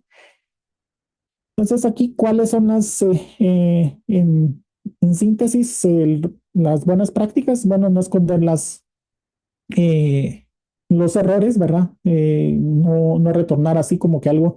Un ejemplo tal vez que me gustaría agregar es, por ejemplo, no sé si tal vez en sus países, si ustedes pagan algún servicio, por ejemplo, de telefonía, que van a su banca virtual o banca en línea y necesita su banca en línea necesita comunicarse con el API en una empresa de telefonía y este API en el momento no está respondiendo y nuestra banca virtual no puede, por ejemplo, no podemos esconder de que tuvimos un problema con el pago y que simplemente decir, bueno, pagó, aunque no haya hecho nada, ¿verdad? Y tal vez escondiendo el error y después el usuario darse cuenta de que pues el pago de la transacción no se superó. Entonces, ese sería un ejemplo en el que esconder un error no está bien y está bien mostrar un error, como mencionaba Carlos, un error internamente en nuestro código esté guardado en una bitácora y que podamos diagnosticarlo de mejor manera y que mientras que al usuario final se le muestra un mensaje de que algo falló en nuestra transacción y que simplemente no se hizo el débito. Y otra buena práctica es lanzar excepciones para parámetros inválidos. Esto es que busquemos siempre manejar las condiciones no ideales, siempre esperando que no pasen, pero pensando en la posibilidad de que puedan ocurrir, ¿verdad? Fallar ruidoso falla ruidoso en desarrollo. Y los mensajes claros, el saber qué fue lo que falló exactamente, ¿verdad? No solamente mostrar una traza ahí de excepción de que algo falló, pero no se sabe qué o, o que falló simplemente al llamar al método y no saber cuáles de las condiciones, algún parámetro que no, cuya condición no se cumplió. Y otra, pues, la de reutilizar, organizando nuestras validaciones en una clase reutilizable o utilizando lo que ya existe, que es en el caso específico de objects.require not null. Y de manera proactiva arreglar el código y pues al momento de ver excepciones, ver qué fue lo que falló y empezar de manera proactiva con estas tareas de depuración de código. Entonces, ¿hay alguna pregunta hasta el momento? ¿Algo que quisieran agregar? O Si yo tengo un último ejemplo que me gustaría mostrarles, porque ¿se acuerdan que yo les dije que la gente no validaba parámetros? Yo creo que la razón por la cual no los validan es porque escribir los if, como lo habíamos mostrado antes, que era if, no sé qué, null, if, no sé qué, is empty, if, no sé qué, a nadie le gusta. Esta opción de las validaciones tiene una cosa positiva y es que ese feo if queda en un solo lugar y lo que yo usualmente hago en mis proyectos es escribo esa clase de validaciones el día uno y ahí para adelante le digo a todo el mundo acuérdese de utilizar esta librería para que usted no tenga que escribir ese if feo. Pero a veces me encuentro que la gente de todas maneras dice, uy, pero es que esas tres validaciones se ven feas. Entonces les quiero mostrar otra técnica que he usado. Gerson, te voy a robar un momento la pantalla.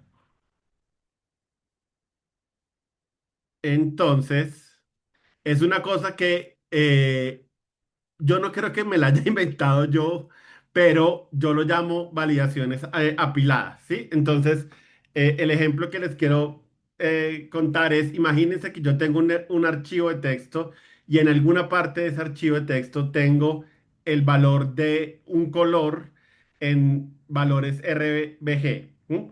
Eso para explicar por qué el número sería un string, ¿sí? Es un string porque viene de un archivo y hay miles de razones por las cuales uno quiere tener una configuración en un archivo.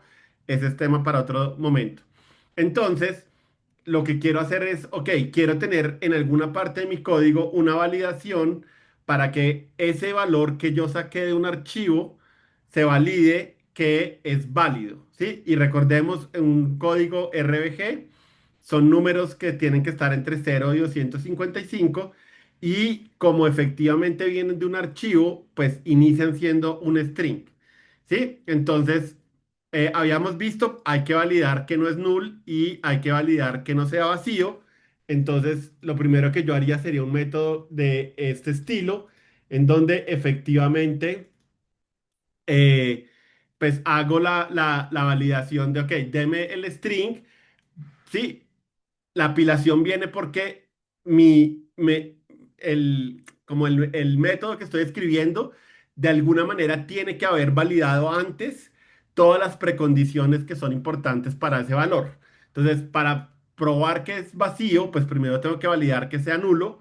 Entonces, valido que es nulo y agrego la validación anterior. Muy importante que si van a hacer cosas de este estilo, el mensaje tiene que venir del que llama a la función, porque ese es el método que tiene el contexto de cómo se llama el parámetro, en qué contexto estoy llamando a la función. Y Diego me hizo una observación también que es válida y es que si el mensaje viene del que me llama, el mensaje podría venir en español o en italiano o en inglés y al código no le interesa. Entonces, esa puede ser como una otra buena razón para tener como esa separación. Pero bueno, a lo que voy es, listo, ya tengo una función que me ayude a revisar que ese valor numérico que saqué de un string no venga vacío. Todavía no sé si sea un número. Entonces, ok, debería tener un método que me ayude a validar que ese string que estoy leyendo de un archivo realmente represente un número.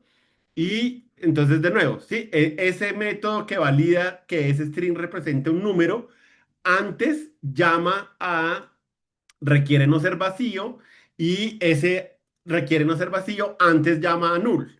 Entonces, en un solo método estoy validando tres cosas a la vez. Estoy validando uno, que no sea null, dos, que no esté vacío y tres, que ese string realmente represente un número. Esto que ven acá son expresiones regulares, es un tema que está muy por fuera del alcance de este bootcamp, pero esta es una manera en que yo puedo validar que efectivamente este string S realmente sea un número. Y listo, entonces ya tengo algo que valide que sea un número, pero, bueno, hay otra cosa que quiero mostrarles, ¿no? Esto está regresando string, esto está regresando int, porque ya sé que es un entero, entonces ya lo puedo devolver con un int, y ahorita va a ser importante saber por qué estoy tratando de devolverlos. Quédense un rato conmigo y ya lo revisamos. Listo. Entonces ahora quiero saber qué es entero, que era un string, que no es nulo y que no está vacío, represente un número que sea mayor que un límite que yo le estoy dando. Entonces puedo escribir mi función así y eh, sí, listo. Y después de eso, puedo escribir otra función que, así como esta me ayuda a revisar que sea mayor, esta me ayuda a revisar que sea menor que un número. Y en ambos casos, pues estoy lanzando la excepción, que obviamente tiene un mensaje bonito. Y acuérdense cuando habíamos hablado de pruebas unitarias que decíamos lo importante que es que el mensaje de error incluya el estado actual de lo que falló. Entonces, efectivamente, ¿sí? Un mensaje que diga, listo, esto, que puede ser el nombre del parámetro seguramente, debe ser menor que este valor de acá y el valor actual es tal cosa. Listo, ya tengo eso.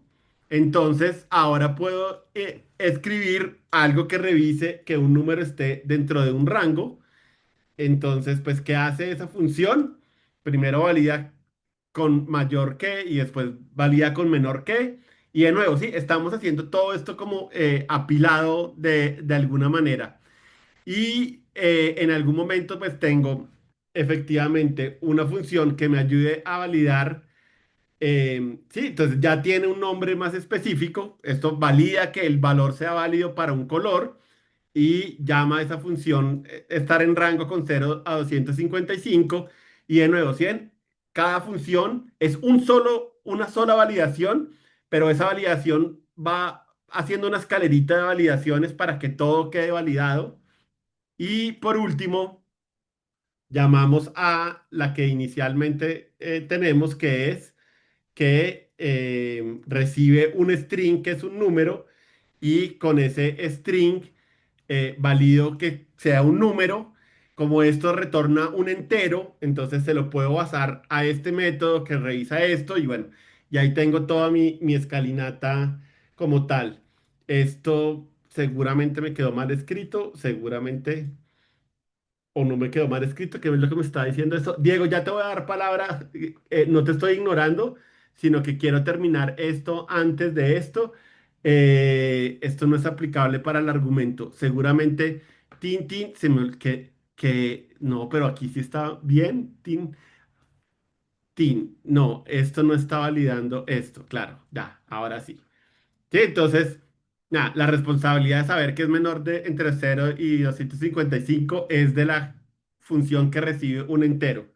Y ya con todo esto, entonces sí me puedo ir acá y de nuevo, esto sale de algún lugar, de algún archivo de texto, seguramente, algún archivo en configuración, y yo puedo llamar a mi función que revisa si este número que leí de un archivo es válido o no es válido.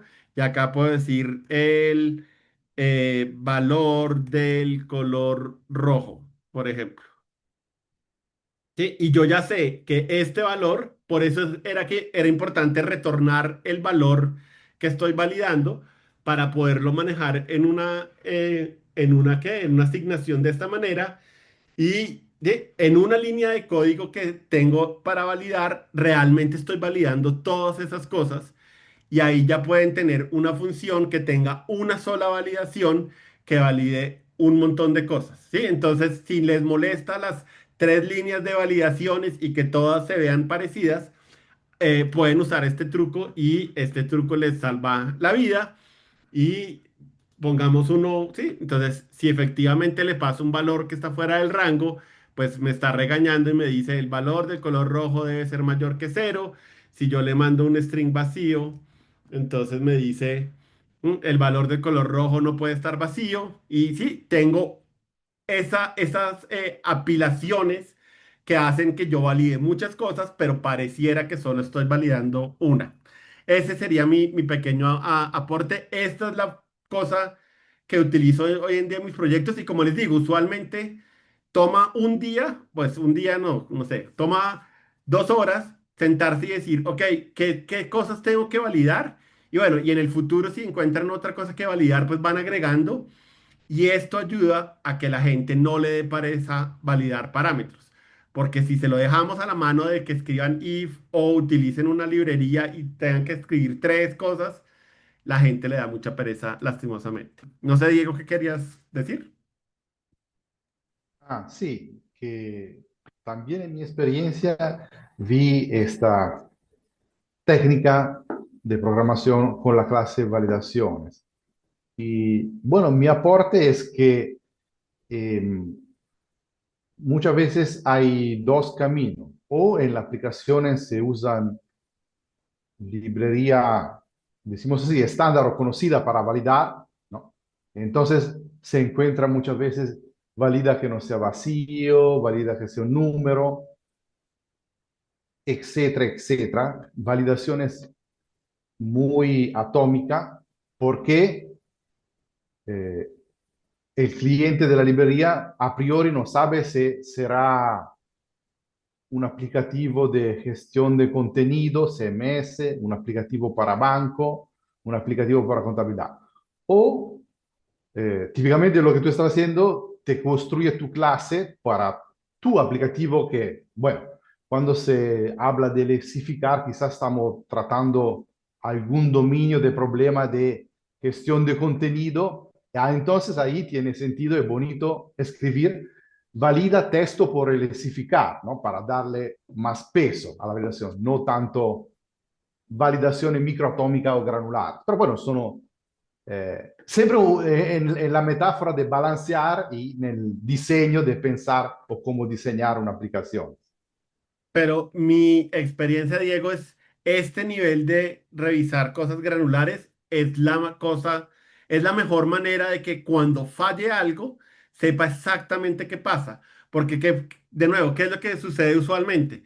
Que la gente acá trata de validar todo y al final, como tratan de validar tantas cosas a la vez, el mensaje es muy genérico. Entonces, no sé si ustedes han tenido esos errores en donde dice algo salió mal.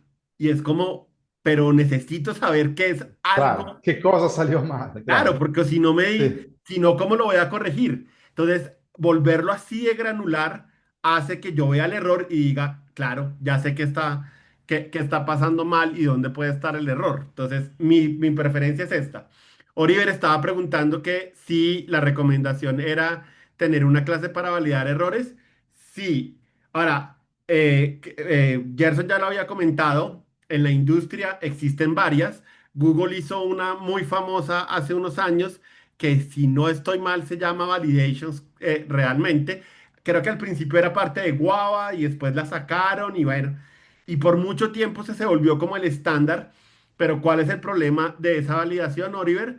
Que si yo estoy hablando de un dominio tan específico como sacar un string que sé que representa un color, pues Guava o esa librería Validations no va a tener un método que tenga un nombre tan bonito y tan diciente como este. Y si ustedes me preguntan, la verdad, está bien que yo, o sea, sí, de nuevo, ¿qué gano y qué pierdo con usar una librería estándar? Entonces, usualmente la recomendación es como, oiga, si alguien ya lo hizo, reutilícelo. Pero como les digo, esa librería es muy general porque obviamente esa librería no sabe el dominio que yo estoy tratando de modelar. Entonces, mi recomendación es como yo no puedo tener cosas tan específicas utilizando una librería externa que de todas maneras agrega más tamaño al ejecutable que yo voy a tener, yo siento que es superior hacer esto. Y como les digo, esto no toma muchísimo más tiempo y sí siento que fomenta que la gente se anime a validar los parámetros más fácilmente que si yo les digo, ah, bueno, utilicen Guava y de nuevo, pues Guava tiene un montón de nombres con cosas demasiado generales. Entonces, en mi experiencia, mi recomendación es dedíquenle tiempo a escribir una librería de estas, sí, una clase que tenga un montón de estos métodos utilitarios para validar cositas y cada vez que escriban un método nuevo o que, sí, que no tenga validaciones, pues agregan cositas ahí, pero yo siento que ofrece una experiencia muy superior a hacer código. Si por alguna razón no están de acuerdo con esto, por lo menos utilicen una librería como la de Validations de Google. No me acuerdo, yo sé que hay otras, pero la que les digo, la que mandaba la parada por un tiempo es esa de validaciones de Google. Pero volvamos al mismo punto. Hace 5 años la gente dejó de utilizar esa librería y no sé por qué. Y efectivamente hoy en día el software se escribe, como les digo, muy mal. O sea, nadie valida parámetros, la gente espera que las cosas estallen a los usuarios y no tengan ninguna pista. Entonces, porfa, sean parte de ese cambio. Marco, ¿qué querías decir? Sí, sí, pues digamos que para agregar dos puntos, ¿no? La primera es una duda y es con respecto a la clase, a la función que llamas de main, que entiendo que es una sola, ¿cierto? Ahí es Sí. una sola, ¿cierto? Y esa sola valida todo, pues todas las funciones que tienes en la clase de validaciones. Claro, entonces, ¿qué pasa? Este requiere validar válido para color. Es esta función de acá que Ok. llama a esta función de acá. Esta función de acá llama a estar en rango. Entonces, valido esta función. Eventualmente va a validar que está en el rango. Pero validar en rango valida primero que sea mayor que y que sea menor que. Y bueno, mayor que y menor que hacen esta validación. Y si te Ok. das cuenta, acá estoy llamando a requiere ser número. Requiere ser número, primero llama a requiere no ser vacío, llama primero a requiere no, no null. Entonces, esa forma de que una validación primero llama a otra validación anterior, que es más general, es lo que hace que yo tenga un solo llamado a una función, pero si estoy validando un montón de cosas por detrás. Entonces, Sí, ese es el truco, ¿sí? Como que yo tenga una función muy específica que llame a otras funciones que son más generales y las llame en el orden que tiene sentido, ¿no? Antes de que yo valide si el string es un número o no es un número, pues primero tengo que validar que no está vacío y para validar que no sea vacío, primero tengo que validar que no sea null y así sucesivamente. Pero ese es el truco para tener una sola función de validación que hace un montón de validaciones por detrás. ok. Bueno, es una curiosidad, ¿no? De pronto, ¿por qué no le colocaste el modificador private a las demás? Porque seguramente en otro contexto podrías querer preguntar si algo que no es Ok. un número, que no es un color, está dentro de un rango. Entonces, me ayuda a reutilizar esas funciones en otros contextos, así inicialmente no los tenga contemplados, pero no hacen ningún daño, no son suficientemente como, como exclusivas de validar colores para volverlas private, sino son cosas que yo puedo reutilizar en otros contextos. Entonces, por eso es que los Ok. hago public. Pero está bien empezar con private y en la medida en que voy encontrando un uso, los puedo cambiar a public para que ya los pueda reutilizar en otras partes cualquiera de los dos approach están, pues cualquiera de los dos acercamientos estaría bien. Bueno, y pues el segundo punto es más como agregar, ¿no? Es una reflexión y es que sí, o pues últimamente sí he visto la necesidad de que es importante validar parámetros y eso tiene un porqué. Por ejemplo, en Lambdas, pues en AWS, si yo, o sea, si yo permito que me llegue, por decirlo así, pues basura, ¿no? Cuando voy a una base o algo así, pues voy a tener pues un fallo y no voy a y no voy a controlar eso desde el principio. Desde el principio yo debería estar en la capacidad, venga, usted me está enviando basura, en ese instante, enseguida le digo pues al usuario, o sea, al que llame al API en este caso, que no puede seguir pues, pues a la base, ¿no? A consultar o a actualizar, ¿no? Entonces sí es una buena práctica. Y eso también impacta pues en el costo, ¿no? En dinero. Al final eso pues todo se traduce en dinero y en recursos, ¿no? En el caso de hoy en día, además eso, si yo mantengo una aplicación ejecutándose, a pesar de que estoy en un estado que no debería estar, claro, eso es dinero. Pero como tú dices, Marco, de nuevo, es increíble para mí que cada vez que yo hablo de esto, a todo el mundo le parece que tiene sentido, pero como les digo, prepárense porque no es lo normal. Van a haber muchísimo código de personas que no hacen esto. Y si ustedes hacen esto en un proyecto, es probable que alguien les diga como, pero ¿para qué se toma tantas molestias si un usuario no debe ver un stack trace o eso no vale la pena o es que da mucha pereza? No sé, cualquier cantidad de excusas, pero no porque nadie lo haga de verdad significa que no es una buena idea y sean parte del cambio porque eso es lo único que nos queda en la industria. Oliver, habías preguntado que tu pregunta era de hacer una librería propia y creo que te contesté. Y sí, siempre la sugerencia para mí es hagan una que se acomode exactamente al dominio que ustedes van a manejar, que tenga los nombres que tienen sentido en el dominio que ustedes van a usar. Y eso siento que le agrega un montón al código, entonces sí. Y como les digo, como es una cosa de un balanceo de qué gano y qué pierdo. Entonces, ¿qué pierdo? Pues que me toca o sea, reinventar la rueda. Pero realmente reinventar la rueda me demoró 2 horas por mucho. Y como les digo, gano que el ejecutable es más pequeño porque no tengo que incluir una librería adicional que tiene un montón de otras cosas que tal vez no voy a usar. Y gano nombres que están específicamente relacionados con el dominio que estoy manejando. Y creo que eso es mucho más importante que no reinventar la rueda de 2 horas. Alan, ¿qué querías compartir? Sí, quería preguntar cuál sería la ventaja de utilizar una validación así como la que tienes, que la has llamado apilada, contra tener dentro de ese mismo archivo validaciones.java una función adicional que simplemente llame a todas las validaciones atómicas. O sea, dices como una sola cosa. O sea, sí, no, o sea, tener varias funciones, por ejemplo, tener 10 funciones de validación, ya sea para un valor menor que tal, que no sea nulo, que no sea vacío, y al final una función general que haga un llamado de cada una de esas funciones. Sí, digamos que esa también es otra manera de hacerlo. Lo importante siempre sería, Alan, que si yo quiero utilizar una de esas funciones por aparte, esté de alguna manera seguro que realmente estoy validando las otras condiciones. Entonces, si te entiendo bien, si me esfuerzo porque cada una sea totalmente independiente y al final las llamo una detrás de la otra. La desventaja es que si saco una de ellas para validar un parámetro en otro contexto, entonces no tengo esa garantía de que esta función también está validando sus anteriores.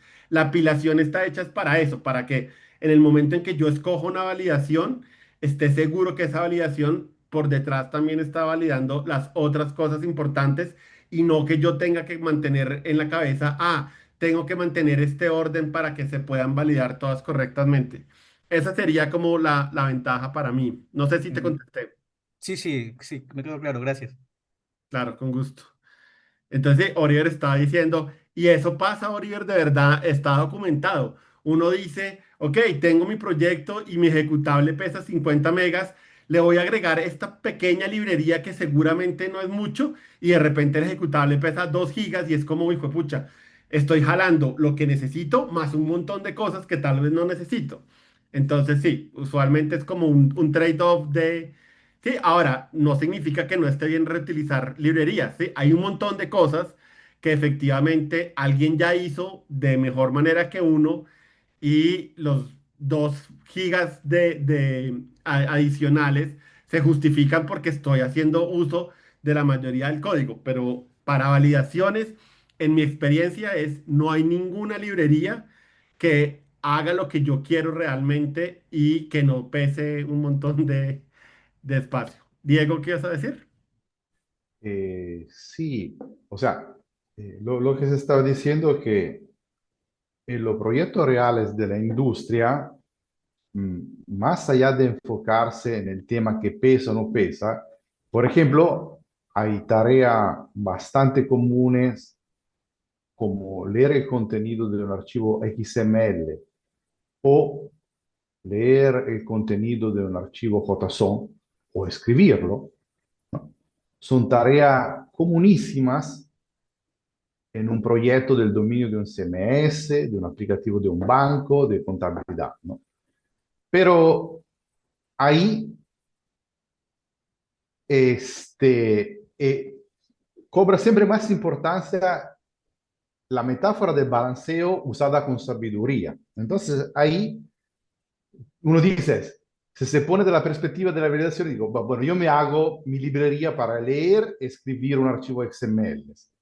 Y ahí hay entre las sombras un detalle da considerare, digo, pero podría, por ejemplo, equivocarme en mi librería propia para leer, escribir, etc.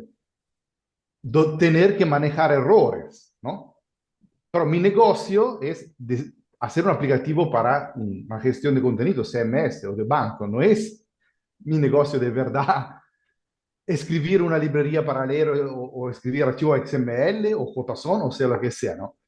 Y entonces, más allá del hecho que puedan ocupar memoria en el paquetado así, aquí viene la metáfora del balanceo de la decisión de usarla con sabiduría. En estos casos, yo no tengo duda que es mejor usar esta librería bien conocida, bien documentada, estándar, bien testeada, que hacen su tarea, o sea, su negocio, leer o escribir un archivo XML o JSON, etcétera, etcétera. Claro, y también Esto era el aporte. tocas un tema que es muy importante, ¿no? También tengo que pensar cuál es el costo de fallar en que yo haga mi propia librería de XML y obviamente si el core de negocio de la librería, como tú dices, es exclusivamente hacer eso, pues seguramente ellos ya han pasado por todas las pruebas necesarias y en cambio a mí se me puede haber olvidado algo súper obvio. ¿Sí? Entonces, claro, en el tema de validaciones lo que ayuda es que esto tiene muy baja complejidad. Si claramente esto fuera más complejo, ya no tiene sentido que lo haga yo mismo. Que leer un archivo XML, por ejemplo, es bastante complejo. Entonces, claro, ahí siempre hay que aplicar ese criterio de qué estoy ganando y qué estoy perdiendo. Pero en mi experiencia, como les digo, yo creo que gana uno más escribiendo una librería de validaciones que utilizando una librería ya existente. Em, bueno, no, eso era todo lo que yo tenía. No sé, Gerson, si quieras agregar alguna cosa adicional.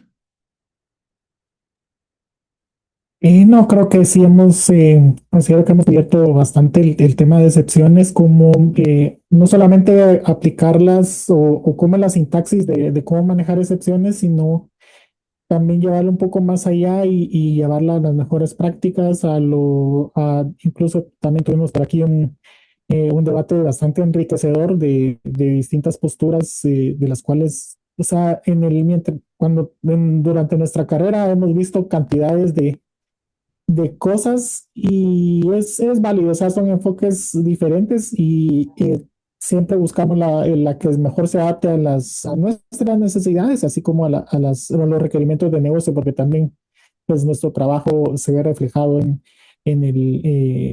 en alguna empresa o institución que pues resuelva un requerimiento de negocio específico, ¿verdad?